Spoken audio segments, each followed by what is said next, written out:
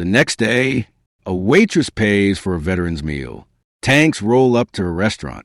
The wind howled outside as Emily wiped down the counter of Rosie's diner.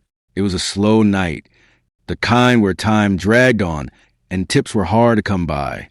She sighed, glancing at the clock, only an hour left before closing. Just as she reached for the coffee pot, the door creaked open. In stepped a man, his uniform tattered and his boots caked with mud. The weight of 1,000 battles rested in his weary eyes. Emily had encountered her fair share of struggling customers, but something about him made her stop. He hesitated at the entrance, almost reconsidering whether to step inside.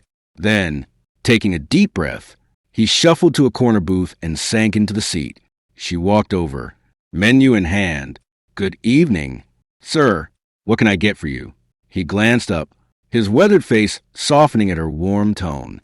"Just a cup of coffee, please," he replied, his voice rough as if he hadn't spoken much in days. Emily noticed how he gripped the edge of the table, his fingers trembling slightly. A single coffee would hardly fill him up. She offered a smile. "How about a meal? It's on the house." His eyes flickered with something, gratitude, perhaps, or maybe pride holding him back. "I cannot accept that. Mississippi, you served our country," he said, but she gently interrupted. "Let me serve you." The man exhaled, his resistance crumbling, and gave her a slow nod. "Thank you." Minutes later, she placed a steaming plate of food in front of him, eggs, bacon, and a generous stack of pancakes. He stared at it for a long moment before picking up his fork. The first bite seemed to hit him hard. His eyes closed as he savored the warmth of a real meal. As he ate, Emily watched discreetly. Something about him felt different. He was not just any struggling veteran. There was a quiet strength in the way he held himself. Even in exhaustion, she wanted to inquire about his story, but something told her he wasn't ready to share. When he finished, he reached into his pocket, pulling out a few crumpled bills.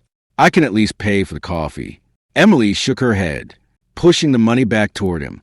"Consider it a thank you for your service." For a moment, he just looked at her, something unspoken passing between them.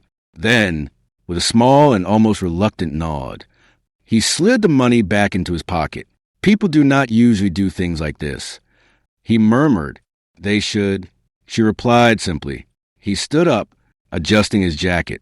"You are a kind soul, miss, more than you know." With that, he turned and walked toward the door. As he pushed it open, the cold wind rushed in again, sending a shiver through the diner. He hesitated for just a second, then stepped outside, disappearing into the night. Emily remained there for a while, staring at the empty booth. Something about that encounter lingered with her, a feeling she couldn't quite shake, but she had no idea that by morning, her simple act of kindness would trigger a chain of events beyond her imagination.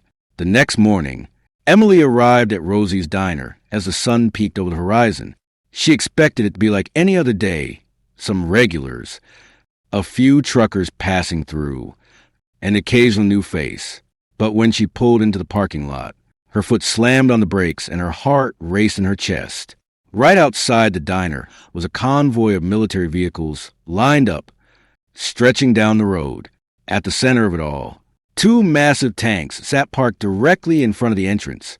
A few customers had gathered outside, their phones raised, capturing the surreal scene. Emily's pulse raced as she slowly stepped out of her car, her breath visible in the crisp morning air. Soldiers in uniform stood around her, some speaking into radios, others scanning the area as if securing the perimeter. What was happening? She pushed through the small crowd, her apron still clutched in her hand.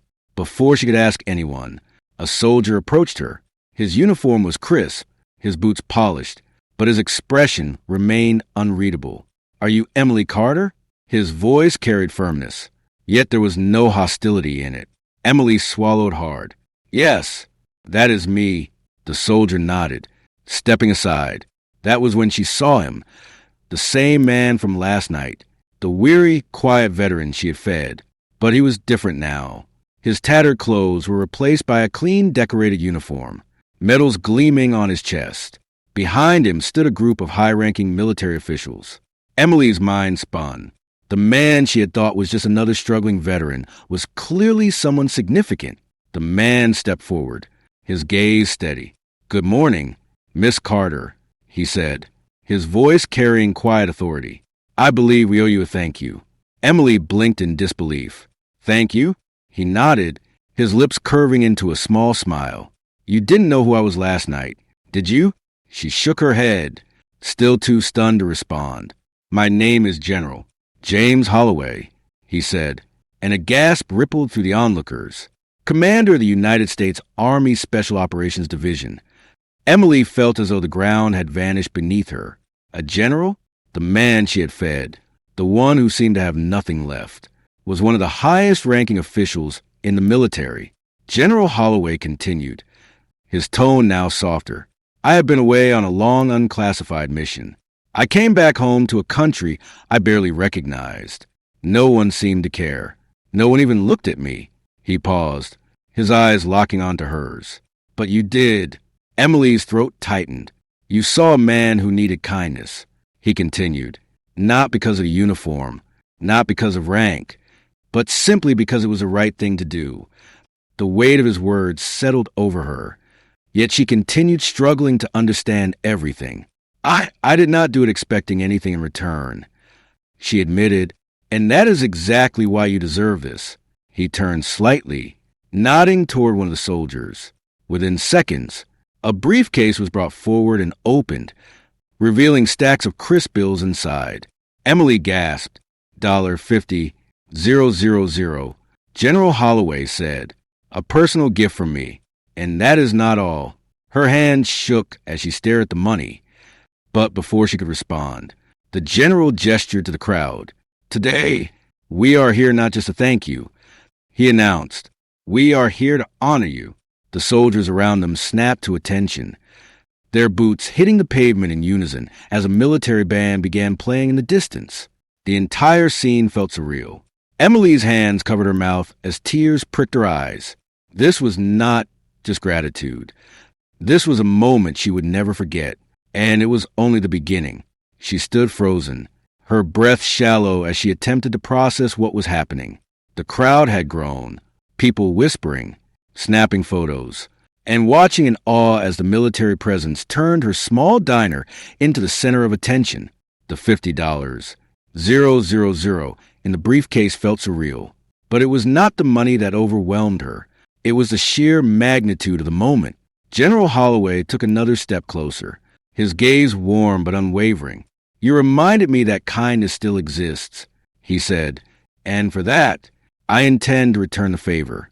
Before Emily could respond, one of the high-ranking officers handed the general a folder.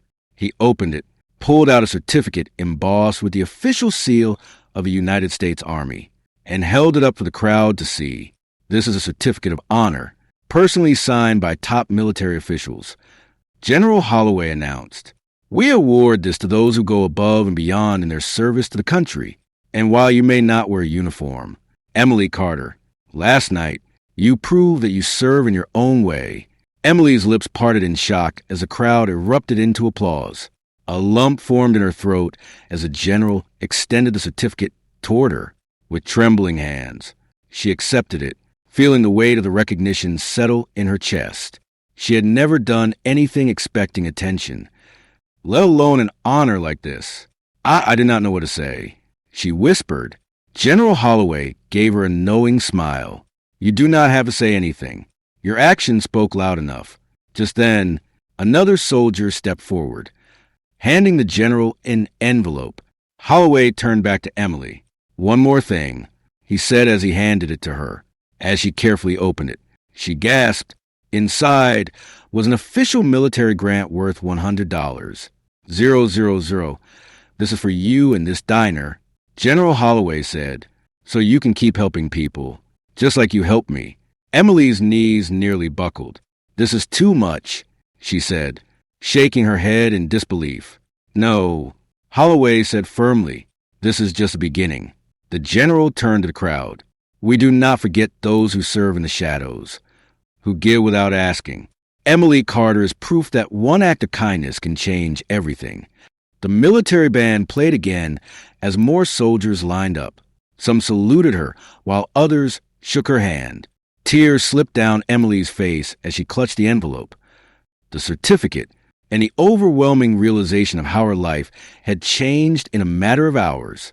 Reporters had started to arrive, cameras flashing as they captured the moment. One news anchor approached Emily, microphone in hand. "Emily, how does it feel knowing your simple act of kindness led to all of this?" She wiped her eyes and took a shaky breath. "I never expected anything in return," she admitted. "I just saw someone who needed kindness. That is all. And I hope this reminds people that sometimes the smallest gestures make the biggest difference." The general nodded approvingly. "That is exactly why you deserve this." Just then, another military officer approached Holloway, whispering something in his ear. He nodded, then turned back to Emily. "There is one last thing," he said. Emily's pulse quickened. "What is it? Come with me," he said, his expression unreadable. The crowd parted as he led her toward one of the military trucks. The soldier, standing guard, saluted before pulling open the heavy door. Emily's breath hitched as she saw what was inside, and in that moment, she realized this was even bigger than she had imagined. Her heart pounded as she stepped forward, the weight of the moment pressing down on her. The entire crowd seemed to hold its breath as General Holloway gestured for the soldiers to move aside. Then, with a firm nod, one of them pulled open the back doors of the military transport truck. Inside, neatly arranged in rows, were boxes upon boxes of supplies, non-perishable food, bottled water, blankets, and clothing, each crate labeled with military insignias. Emily's eyes darted across them, confusion flickering on her face. What is all this?" she asked, barely able to find her voice. General Holloway stepped beside her, his gaze steady. "This," he said, "is for your diner, for your town, for anyone who walks through your doors needing help." Emily's breath hitched. "We have seen too many people struggle." Holloway continued. "Veterans, families, the elderly, too many left behind. You did not just give a meal to a homeless man that night. You gave hope, and we are here to ensure that hope keeps spreading." Tears welled in Emily's eyes as she stared at the supplies. This was not just a gift. It was a lifeline. Her little diner, a small-town restaurant barely scraping by, was now going to be a refuge for those in need. The crowd erupted in cheers. But before she could process what was happening, Holloway spoke again. "And one more thing." Emily turned to face him, still overwhelmed. "Is there more?" she asked in disbelief. Holloway smiled. "Yes, because kindness like yours deserves more than just a thank you." He signaled toward another soldier who stepped forward, holding a set of keys. Emily's brows furrowed as the soldier extended them in her direction. "What are these for?" she asked hesitantly. The general nodded toward the street. "Why don't you take a look?" Emily turned, and her breath caught in her throat. A brand new food truck, gleaming under the morning sun, was parked just down the street. Its side was painted with the words, "Emily's Hope, serving those who serve us," in bold letters, accompanied by an emblem of the American flag. She staggered back, barely able to stand. No, this cannot be real," she whispered. "It is very real."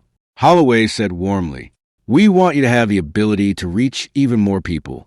This food truck will allow you to serve meals not just here, but anywhere they're needed: veteran shelters, disaster relief sites, struggling communities." Emily broke down, covering her face as sobs shook her shoulders.